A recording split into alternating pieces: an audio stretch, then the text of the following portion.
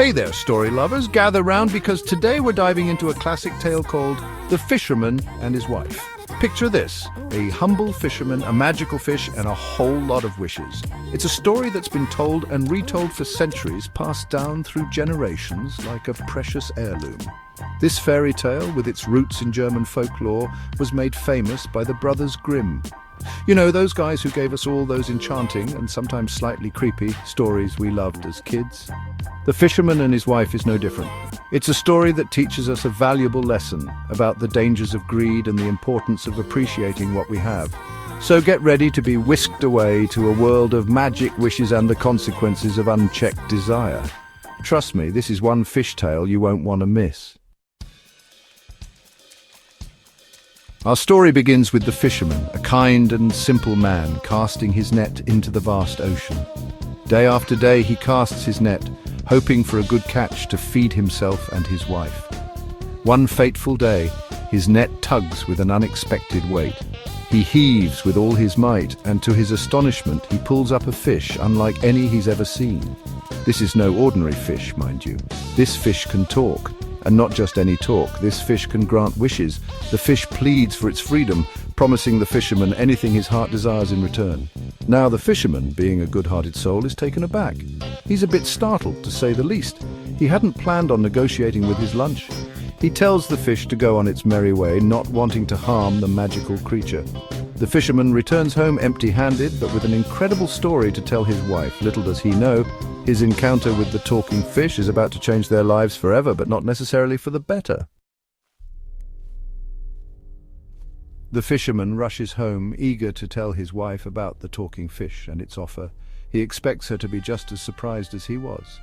He thinks she'll be amazed by his encounter with the magical creature, but as he recounts the tale, a change comes over his wife's face.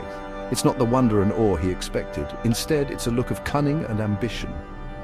"You should have asked for something," she exclaims, her voice sharp with disappointment. "What good is a talking fish if you don't wish for something?" She scolds her husband, calling him foolish for letting such an opportunity slip away.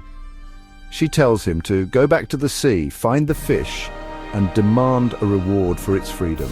The fisherman, a man of simple needs and a gentle heart, is hesitant. He's content with their humble life, but his wife is persistent, her desires growing with each passing moment. He realizes he has no choice but to return to the sea and seek out the magical fish once more. The fisherman, though uneasy, returns to the seashore. He calls out to the fish, his voice echoing across the waves. To his relief, the fish appears, inquiring about his return. Hesitantly, the fisherman relays his wife's wish, a nice sturdy cottage to replace their dilapidated shack. The fish, true to its word, grants the wish, urging the fisherman to go home and enjoy his newfound comfort. The fisherman returns home to find a beautiful cottage standing where their shack once stood. He's astonished by the change, relieved that his wife's wish has been granted. For a while, there is peace, but it doesn't last long. The wife, initially pleased with the cottage, soon grows restless. Her desires, once awakened, are insatiable. She craves more, her ambition growing with each passing day.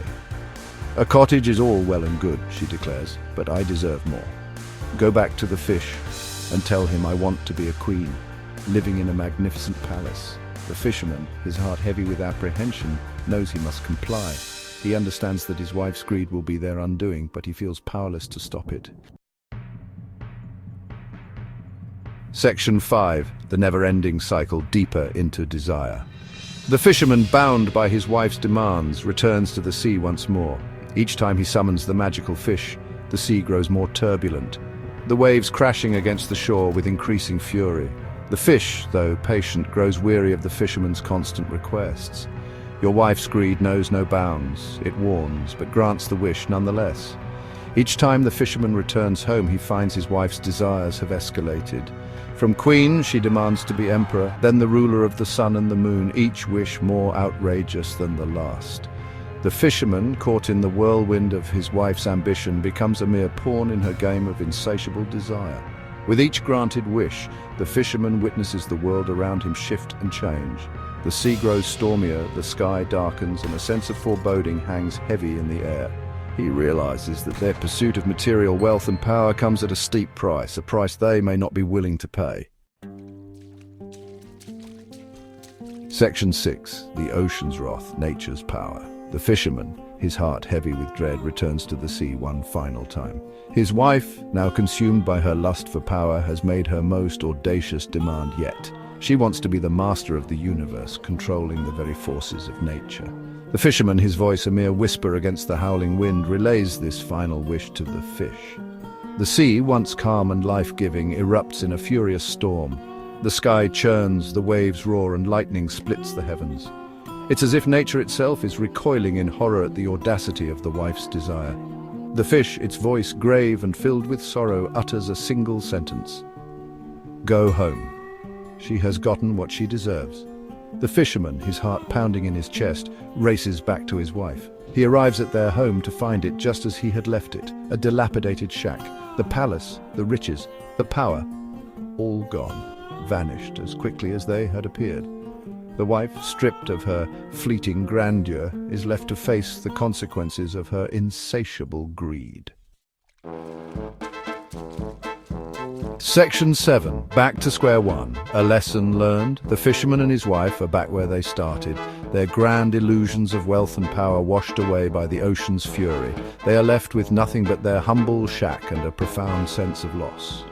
The wife, once so eager to claim more and more, is now faced with the stark reality of her choices. The question remains, has she learned her lesson? Has the experience humbled her, taught her the value of contentment and gratitude? The story leaves this open to interpretation, allowing us, the readers, to ponder the consequences of unchecked desire. The fisherman, throughout the ordeal, has remained a steadfast figure, a symbol of humility and contentment. He serves as a stark contrast to his wife's insatiable greed, reminding us that true happiness is not found in material possessions or worldly power. Section 8. The Fisherman and Us. Timeless wisdom.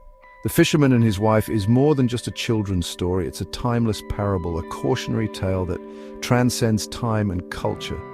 It speaks to the human condition, our innate desires, and the potential pitfalls of unchecked ambition. The story reminds us that true happiness is not found in accumulating more, but in appreciating what we have. The fisherman, with his simple desires and contentment, embodies this wisdom. He understands that true wealth lies not in material possessions, but in the richness of life's simple pleasures, the love of family, the beauty of nature, and the satisfaction of a day's honest work. The wife, on the other hand, serves as a cautionary example. Her insatiable greed and relentless pursuit of more ultimately lead to her downfall. Her story reminds us that true happiness is fleeting when it's driven by material possessions and worldly ambition.